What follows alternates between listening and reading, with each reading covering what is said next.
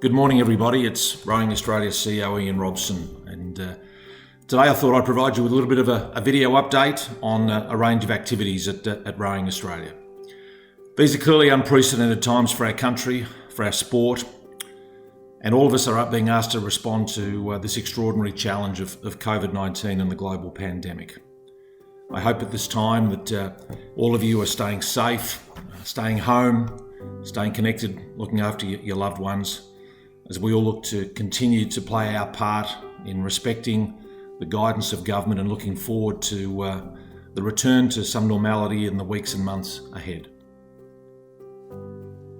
It's brought about a significant cancellation of events for many sports around the world, and our sport has been no exception. We've lost events at local level, national level with the loss of Masters in Tasmania in May, and of course the Nationals themselves at Penrith in March. But we look forward to the resurrection of those events, the restaging of the Nationals in Tasmania at Lake Barrington in 21 and the Masters in New South Wales at Penrith next year. Of course, we've also seen the postponement of the Olympic Games and the Paralympic Games to 2021 and the collapse of the entire international season. That saw an immediate decision by Rowing Australia to suspend the operations of our national training centres, which enabled us to release our athletes in particular, and also the staff, to get to their families and to work through this challenging period. We're very appreciative of the support that the athletes, when they've returned home, have received from the CISAS network, from their clubs, their families, of course, in regard to the supply of equipment. And I'm sure many of you will have seen some activity in their social media channels. Some great creative illustration work from Jess Morrison I saw the other day. So they're staying safe and well and looking forward to that beacon on the hill, which is the Olympic and Paralympic Games in 2021. In the meantime, though, we've had plenty of activities. We've just literally finished the 2020 inaugural indoor interstate regatta. A big shout out to Queensland that won with the overall metres in that state. Northern Territory secured the title of the most metres per competitor. There was an extraordinary number of just under 80 million metres that were rowed across the 2 weeks, which, to put in another context, is like going around the world twice or more than 3 times around the circumference of Australia.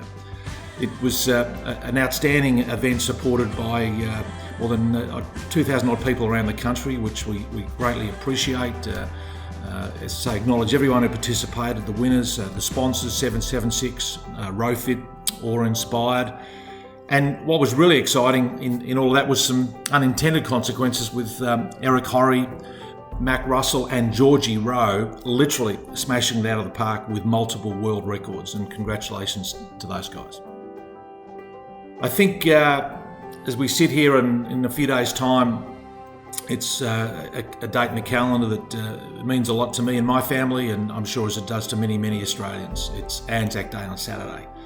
And last year we celebrated the centenary of the King's Cup, recalling the heroic deeds of our soldiers, not only in coming through successfully World War I, but then going on to win the King's Cup at Henley in 1919. We've come up with a really exciting and special commemoration activity along with our colleagues at Rowing New Zealand. And on this Saturday, we're going to have the inaugural 2020 Anzac Day Indoor Rowing Challenge. We're going to ask as many Australians and New Zealanders to jump on your ergos between dusk and dawn, or dawn till dusk, I guess is the better way to put it, and row 2,504 metres, the 25th of the 4th. And we're going to do that in a manner of a spirit of competition, but ultimately a mark of respect to our military history and connections. It's quite poignant that for the Australian War Memorial, their tribute to a fallen soldier this Anzac Day will be to Private Thomas Anderson White from South Australia. He was a rower. He was involved in the landings at Gallipoli in 1915, and sadly he lost his life that day, making the ultimate sacrifice for his country.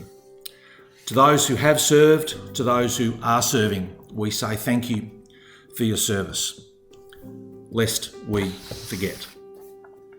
There's plenty of other things happening in a regular basis now. We'll be providing weekly communications via a newsletter, video tips, nutrition, mental and physical wellbeing and guidance. And we tend to stay really connected to the community during these extraordinary pandemic times. I also want to acknowledge 10 years of service by the recently resigned CEO of Rowing Victoria, Nick Gall. Nick, a great contributor to the rowing community in Australia, not just in Victoria. An active masters rower. I know, Nick, we're going to see you on a riverbank and very active in the community for many, many years to come. But to you, Nick, thanks very much for your contribution to our sport. Next week, we've got our Rowing Australia AGM, our annual event. We'll be doing it online this year, a first for the sport, with the inevitability of and the reality of travel restrictions in these times. It'll be an important event with 2 new directors to be elected, and our President, Rob Scott, will provide a video update for the community post the AGM and the board meeting that follows immediately after. That's it for now. I hope you're all continuing to stay well and connected and safe with your families and the broader rowing family. I look forward to seeing all of you again very soon. Cheers.